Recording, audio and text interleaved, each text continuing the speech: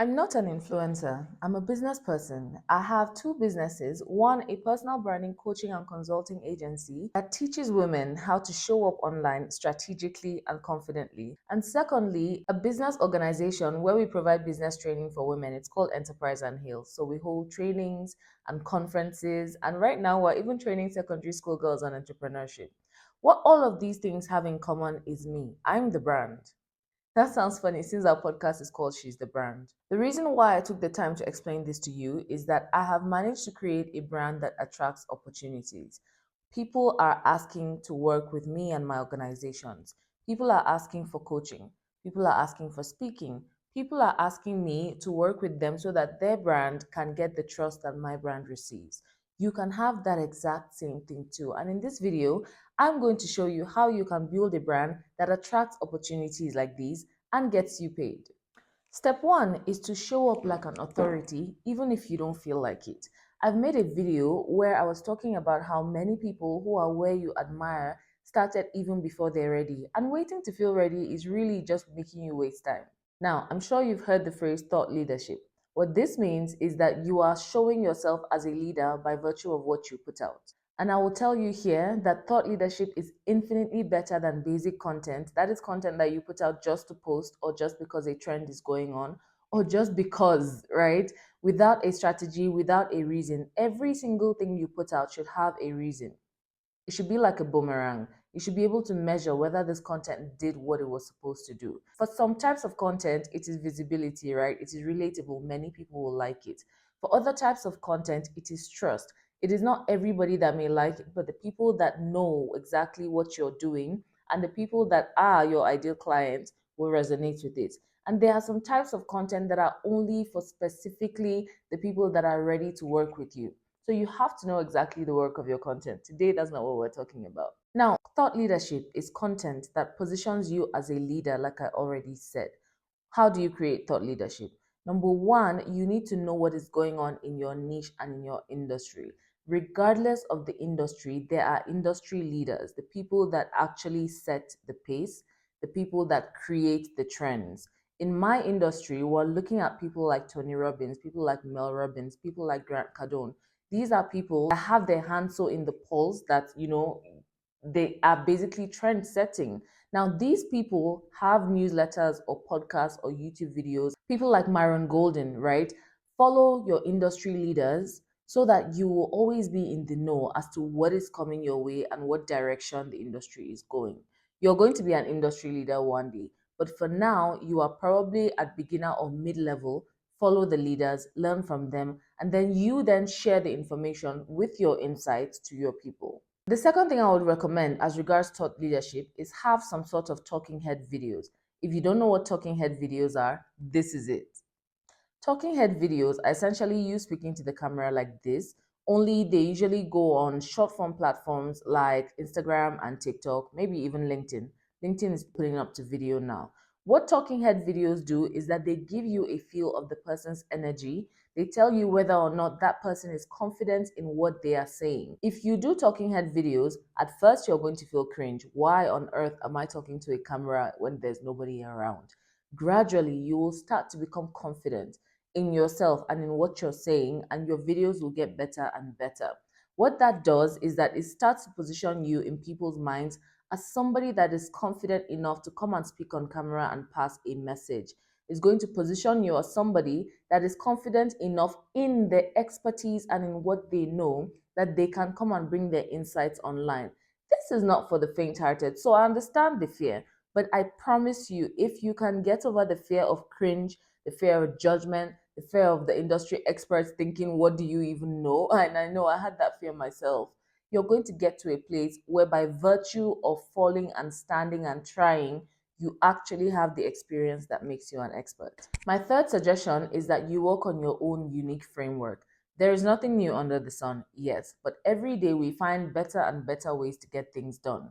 So, your job from day one, or if this is your day one, that's great, is to find your framework, create your own framework, and even give it a name.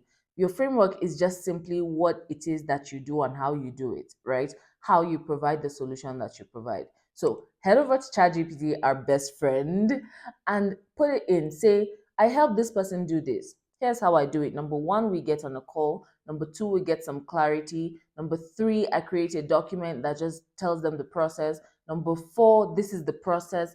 Number five, this is how we come back and check whether it worked. Just write it all down, how you get the solution across to your client. And say, put it into a unique framework that is unique to just me and give it a name.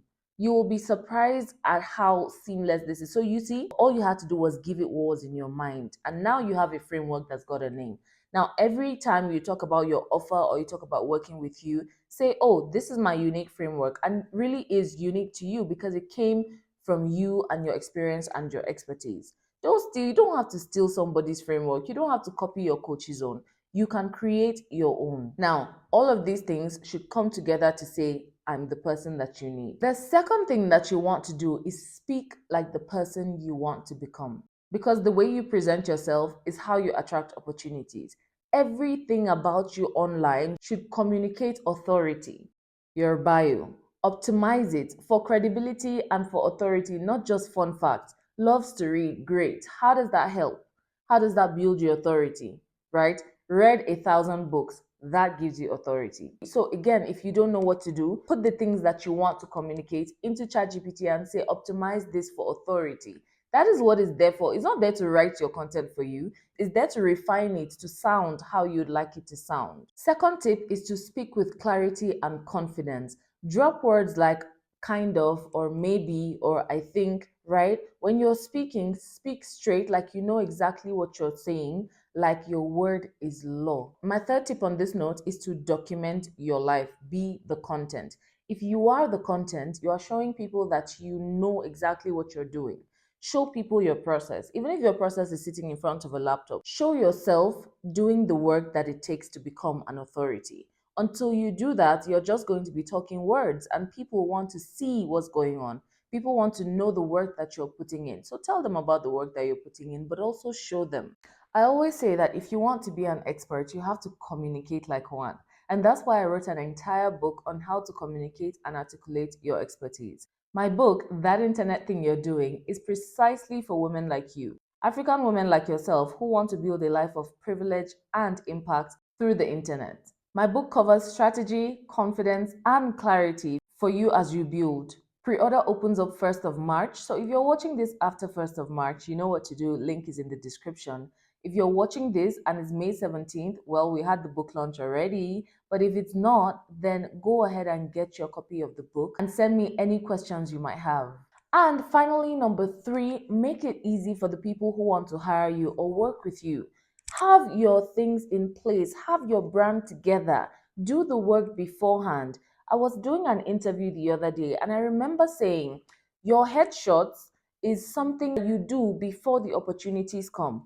This is how you show the people and the opportunities that you're ready. So get ready. Stop giving yourself excuses. Oh, I'm not that person. I'm not speaking yet. I've not reached yet. No, get ready and wait. Do the preparation.